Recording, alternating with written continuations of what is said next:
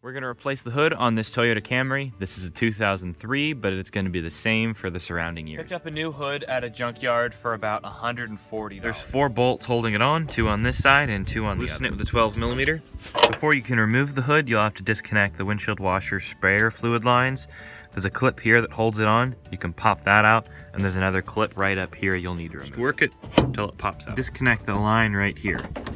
Take the bottom one out, but leave the top. And I'll take out the bottom bolt on the other side. To remove the strut, there's a little clip. Just take a screwdriver and pry that off. Be careful, don't let it fly off. That just pops off. Here it is. Now we can take this, just pull the strut right off. Now if somebody hold it, and you can take out the bolts. And the other side. And we'll remove the hood now. Now alignment when putting the new hood is always the trickiest part, getting the body lines to match up. We'll put it in place.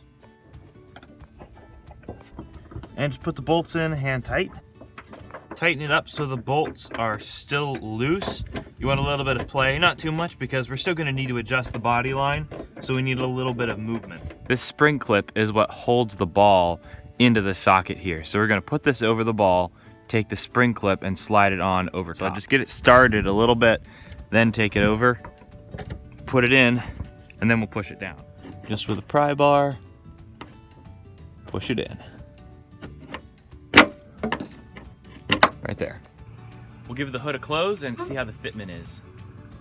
The reveal on this right now is pretty close. We'll tweak it a little bit and try and get it a little bit closer.